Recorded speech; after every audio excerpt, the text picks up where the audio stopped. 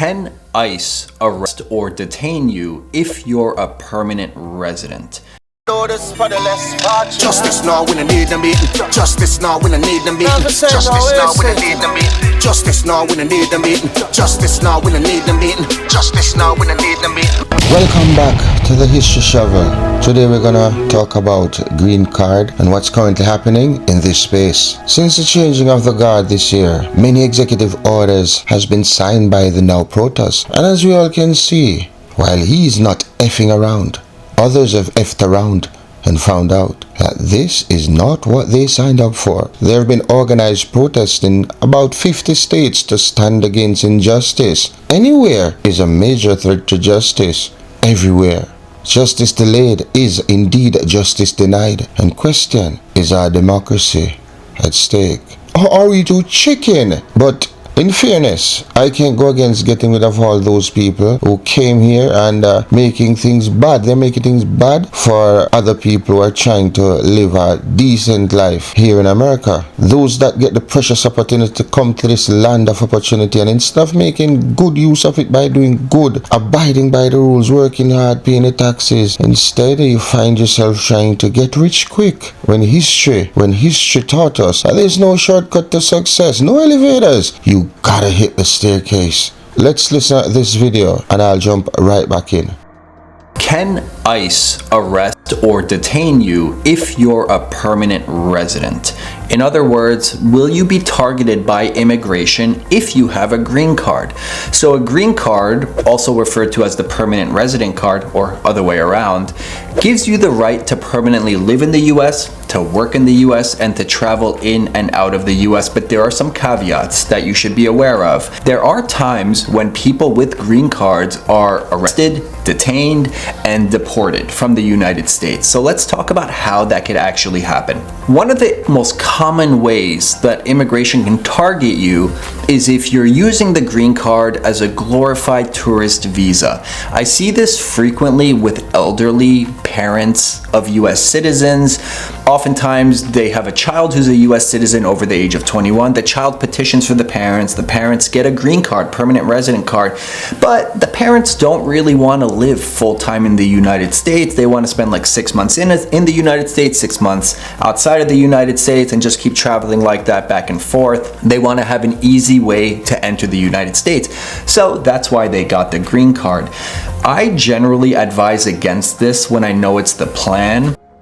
What Darren is saying, he's saying that some people's parents, they get the green card, but they have no intention of living in the United States. Some people spend 6 months here and 6 months into wherever country they were born. And basically all that has stopped, because several people have been losing their green card, because once you go out the country, they don't say anything to you, but it's when you come back. There was a person in Florida the other day. He was a Jamaican, and he has lived there for over 30 years, but he never took the time, for whatever reason, to get his citizenship. He was just living comfortable on his green card, worked, paid taxes, got in some trouble with the law, but no convictions. So he went to Jamaica for 2 months. In November last year, he came back up about a week and a half ago, and he stopped at Miami Airport. He was coming through Miami Airport, and they stopped him and they ran his file through the system and saw that he had a charge 20 years ago. 20 years ago. And guess what kind of charge it was? A speeding ticket.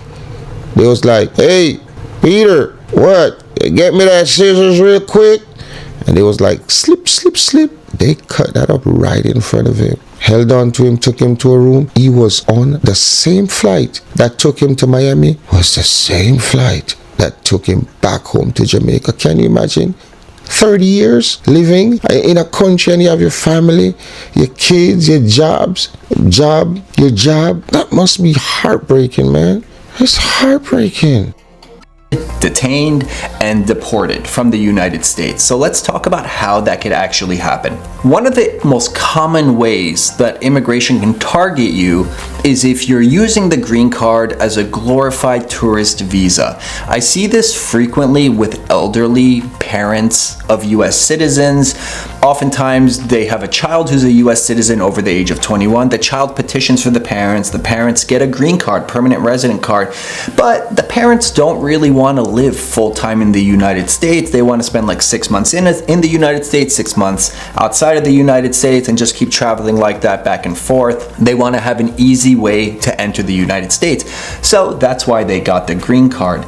I generally advise against this when I know it's the plan, because if you're not intending to permanently live inside the United States, you can technically be charged with abandoning your residency or not maintaining your immigrant intent and eventually losing your residency. A common way that this will happen, the most obvious way, is if you physically depart the United States with your green card for more than 1 year continuously. There's a presumption that you've abandoned your green card, so when you try to come back, there is a high chance that in the airport, the immigration officer will send you to a back room. It's called secondary inspection, and they will interview you. And the purpose of the interview is to determine whether you intended to spend more than 1 year continuously outside of the United States.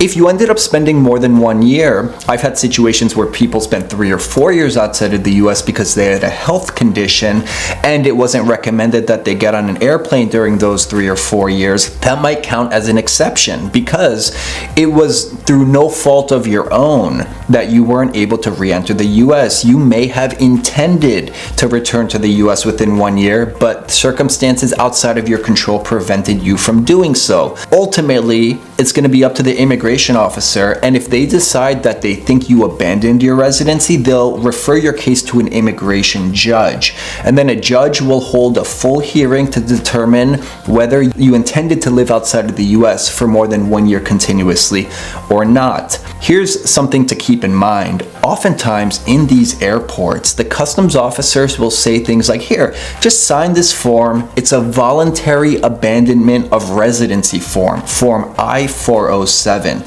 And they'll say things like, you've spent 3 years outside of the US, just sign this form, redo the green card process, and it'll go a long way at the consulate when they see you voluntarily gave it up and now you're applying for it again. It'll be really easy for you to get your green card again. That is not necessarily true. I would go so far as to say never sign Form I-407 before you speak with an immigration attorney. I would straight up refuse to do so, no matter how nice and charming that customs officer in the airport might be. Have the case referred to an immigration judge and have it decided after you speak with your lawyer and have a hearing in front of the judge. Do not voluntarily sign Form I-407. There are even some instances where you can be detained in the airport, so arrested. And detained mean the same thing in this context. Arrested generally refers to criminal matters. Detained is civil matters, which includes immigration. Immigration is not inherently criminal. So if you're detained, again, don't sign Form I-407 until you speak with an immigration attorney. And I've even seen customs officers threaten to detain you if you fail to sign this form. But if you do sign the form, you're often put back on a repatriation flight back to your home country right away. So do not sign Form I-407 if you don't fully understand what you're doing and if you didn't speak with an immigration attorney first. After one of my clients becomes a permanent resident, and I have this conversation probably like 2 or 3 times a week, I give them a whole list of do's and don'ts of residency. Like, this is how you can travel internationally. You need to pay your tax returns. Do not register to vote. If you're arrested for any crime or charged with any crime, you need to tell me or an immigration attorney in addition to your criminal defense attorney. That last one is super important. As a permanent resident, you can still be deported from the United States for certain offenses. And these offenses may seem really small. I can't tell you how many times I've asked people about their criminal history, and they've said things like, I have no criminal history. And then when I dig deeper and I ask, have you ever had contact with the police? They say something like, yeah, I had a DUI like 7 years ago, but my criminal defense attorney told me that it's expunged and off my record, and I paid all the fees, and the criminal court said I'm good to go. It doesn't matter. what the criminal court said. Every criminal charge, can have immigration consequences. And sometimes the criminal defense attorney you're working with doesn't understand the immigration consequences of criminal convictions. So it's important for a criminal defense attorney to either fully understand the consequences or for you to reach out to an immigration attorney so that the immigration attorney can work with your criminal defense attorney. I probably do this several times a year for people who get charged with convictions, and I end up doing some legal research and working with the criminal defense attorney to find a plea deal or a conviction that's not going to carry significant immigration consequences. Another way that a permanent resident, someone with a green card, can be targeted by immigration is when you're a conditional resident and you don't file your I-751, the petition to remove the conditions on your residency and become a full unrestricted resident, on time, or you fail to file it altogether.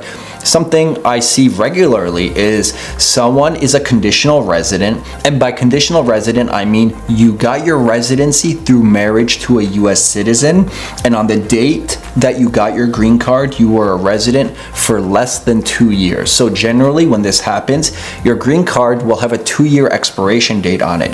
Before it expires, within 90 days of it expiring, you're supposed to file a form to remove the conditions on your residency along with updated evidence of your marriage to show the government that this wasn't a fake marriage. So sometimes people just straight up don't file the form. They forget about it as soon as they become a permanent resident, even though USCIS usually sends you a reminder notice in the mail, or they accidentally file form I-90 to renew their green card. Can't tell you how many times people with a 2-year green card have come up to me and said, I need to renew my green card, and I'm thinking, oh, we just need to file form I-90 to renew the green card. And after I go through it with them, I realize they are a conditional resident. When they're saying renew green card, what they actually mean is remove the conditions so that they could get a 10-year unrestricted green card. If you don't apply to remove your conditions on time, you can actually lose your residency status and end up in deportation proceedings. And if you're subject to removal proceedings, you're subject to detention. And it's all going to come down to what are the government policies around detaining this class of immigrant. It's going to depend who the president is. Right now, if you're deportable, you may very well be detained, although it's yet to be seen whether the government is detaining non-criminals who are not a danger to the community or a flight risk. There will be more on that in the form of future YouTube videos once I have more information, but just know, at the very least, your immigration status is in jeopardy if you fail to file form I-751 on time, or if your I-751 petition ends up getting denied. Now that I've discussed a couple common ways that permanent residents can be targeted by immigration, let me answer the question that I posed at the beginning of the video more directly. Generally speaking, permanent residents are not going to be targeted by immigration. If you have a green card and you haven't spent a lot of time outside of the US and you're permanently living in the US and you haven't committed immigration fraud and you have no criminal history, you generally have nothing to worry about. You can permanently live in the US. Immigration isn't just going to come to your door if you have no immigration violations. And worst case scenario, if you have no criminal convictions, you'll receive a notice to appear in immigration court where you'll have an opportunity to present yourself, see the government's evidence showing you're deportable, and defend yourself. This could be a several-year process. It's very rare for a permanent resident with no criminal history to just get detained by immigration. I tell all my clients not to worry about that if I know that they have no criminal history. If you have convictions and they're serious, then that's a different story. In that case, you should immediately speak with an immigration attorney so that you can create a plan A and a plan B just in case you are contacted by immigration. But for the most part, if you have a green card, stop freaking out. Trump isn't going to deport you. So there. Alright guys, I just wanted to make that video. I hope you guys enjoyed it. If you're interested in family-based immigration or naturalization, please subscribe to my channel. I make videos on these topics several times a week. I'll keep you guys updated with all the news with the Trump administration, deportations, USCIS policy changes. If you need assistance with an immigration matter, you could find my scheduling consultation booking link in the video description below. You could also contact my office. I would be more than happy to consult consult with you or represent you if you need assistance.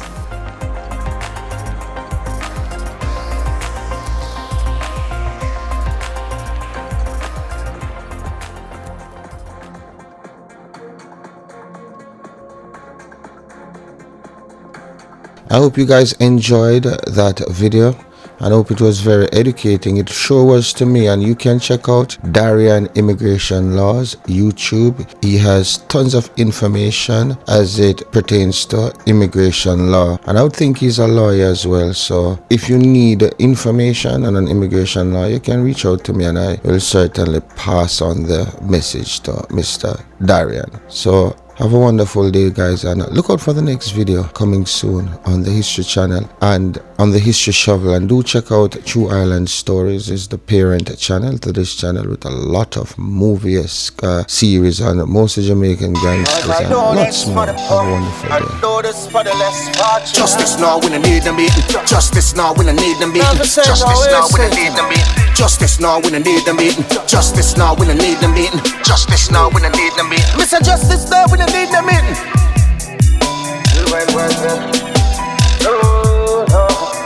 Hope on them, that's how them greeted. Father time still undefeated. Wrong, while them get posturpedic. Rank like donkey people. Vibration, me not really feel it. Corrupted lace, me not afraid for peel it. Question, who gonna feed the needy? While them sell a thief when I really need it. Why the needs of the chief and the greedy.